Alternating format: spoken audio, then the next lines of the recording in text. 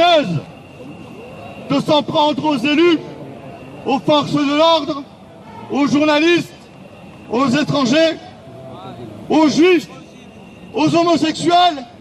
Bravo. Vous les accusez sans les nommer. Oui, monsieur Macron, vous parlez bien des Gilets jaunes de France et de leurs initiateurs. Et comble de l'ironie, vous vous demandez même au nom de qui s'adresse. Au nom de qui s'adressent à vous ces lanceurs d'alerte. Et nous vous citons. Parlez au nom du peuple, mais lequel? D'où? Comment vous osez dire? Vous nous semblez bien perdus et en panique, monsieur le Président. Vous ne vous reconnaissez donc aucun peuple?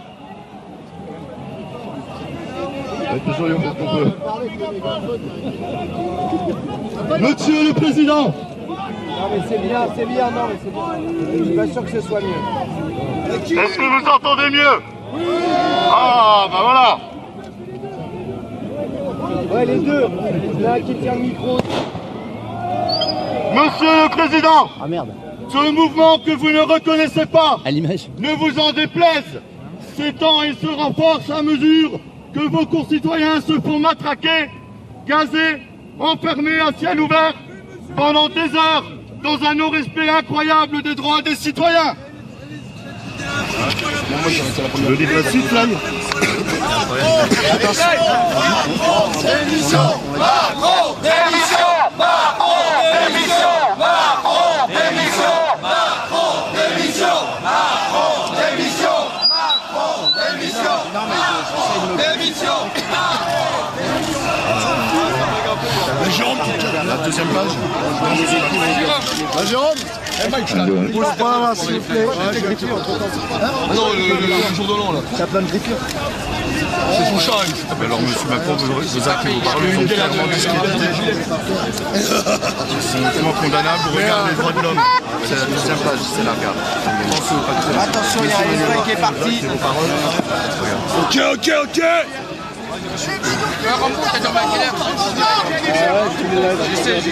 Nous entendrons bien que vous persistez dans vos décisions de destruction des services publics. Les citoyens de France dans les bourgades reculées ont pris une bonne note. Nous entendons bien que vous persistez dans votre décision. Pardon, je la relis. Une colère a éclaté qui venait de loin. Vous êtes sans nul doute le révélateur d'une France en alerte et aux abois de l'image que vous représentez. Vous espérez une confiance démocratique dans la transparence des médias, alors que vous utilisez à votre compte personnel tout l'arsenal médiatique que les membres de votre caste mettent à votre disposition pour asservir et maintenir le peuple dans l'ignorance et l'étroitesse d'esprit. Et nous sommes en train de nous réveiller. Ayez peur, parce que nous avons là, dans nos têtes, une arme impossible à arrêter. C'est la liberté de penser.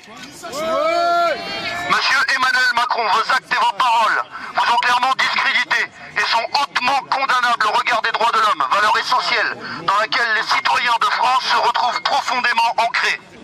Oui, monsieur Macron, les citoyens de France sont solidaires et font vivre la solidarité au quotidien sur les points de rassemblement. Les citoyens sont pacifiques et vous demandent des choses raisonnables et applicables sans délai depuis plusieurs semaines. Vous ne répondez pas et vous faites traîner les choses en proposant de fausses mesures, des mesurettes que le peuple de France refuse. Quand comprendrez-vous que vous et les vôtres n'êtes plus crédibles et que vous avez perdu la confiance de ceux qui ont pu croire en vous et en votre mouvement il y a maintenant 19 mois? Monsieur Emmanuel Macron.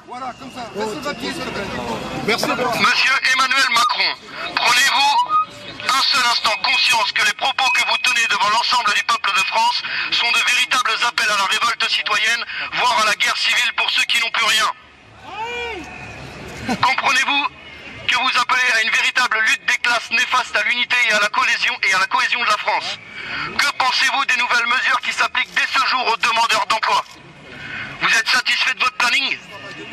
Avez-vous conscience que chacune de vos prises de parole vous insultez l'intelligence des citoyens français? Avez-vous conscience que vous prouvez à chaque instant que vous êtes bien loin de la réalité de la vie des Français? Vous croyez en un ordre républicain pour asseoir votre pouvoir et la servitude du peuple de France? tu lis bien. C'est bien. Pensez-vous vraiment qu'appeler à la plus grande... Pensez-vous vraiment qu'appeler à la plus grande fermeté de l'État à l'égard des revendications légitimes du peuple soit la bonne solution? Ce qui révolte les citoyens, monsieur Macron, ce sont les injustices. Injustices vécues par les citoyens mobilisés depuis bientôt 2 mois partout sur l'ensemble du territoire national. Sans oublier les insulaires et les territoires éloignés qui n'entendent rien de votre part sinon des manipulations de masse et des mensonges. Vous avez raison, monsieur Macron. Aujourd'hui, les injustices et votre mépris vont transformer la colère en haine sur le territoire national si vous continuez à agir contre le peuple par la répression. Voyez-vous, là où quelques-uns, il y a quelques jours, ont mis en scène un tribunal parodique où ils décapitent un mannequin à l'image d'une personnalité rejetée par le peuple, alors que ceux-ci avaient, semble-t-il, respecté la loi en déclarant, en bonne et due forme, une manifestation sur la voie publique. Vos forces répressives se sont abattues sur ces citoyens qui, aujourd'hui, se retrouvent dans une situation pire que tout. Trouvez-vous vraiment que cette mascarade mérite un tel déchaînement judiciaire contre eux? Vous avez avisé la chancellerie d'un courroux nécessaire pour l'exemple, la séparation des pouvoirs, on en parle? Que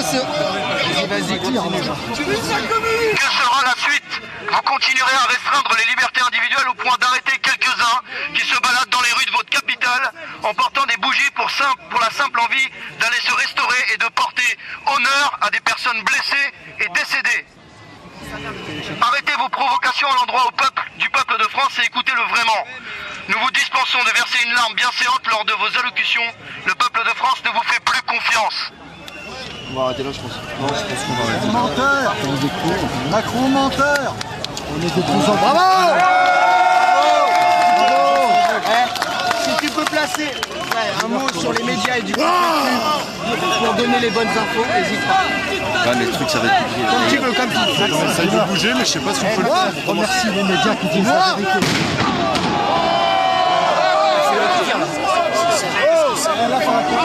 Et merci aux médias qui disent la vérité. Il n'y en a pas beaucoup. Mais ceux qui font leur travail de journaliste, faites-le encore et encore correctement et battez-vous pour ça. On n'est pas là pour faire de la pub. On est là avec vous, les journalistes. On sait de qui on parle, monsieur Damas. On va parler. Élise Mousset. Bon, il veut chanter une chanson, le petit garçon, écoutez-le. On va partir à la marche. Il y a une chanson et après on part. Appuie sur le micro et tu chantes. Parce que là, je vais te dire, on en a besoin. Attends, il est pas 14h. Vas-y, viens.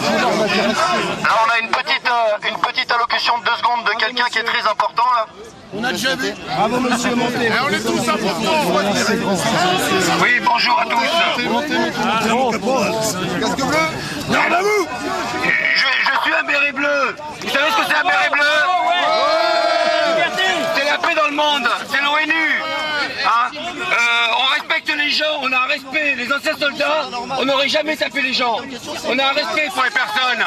On est là pour défendre le peuple. Le peuple. Alors on fait appel à tous les anciens combattants de nous rejoindre et de nous éclairer.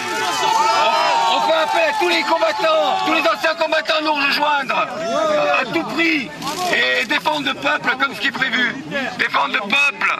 N'oubliez pas. Normalement, on est payé pour défendre le peuple. L'armée est payée pour défendre le peuple et le pays, mais pas un parti politique et un homme. Ça part à gauche, t'as Bravo.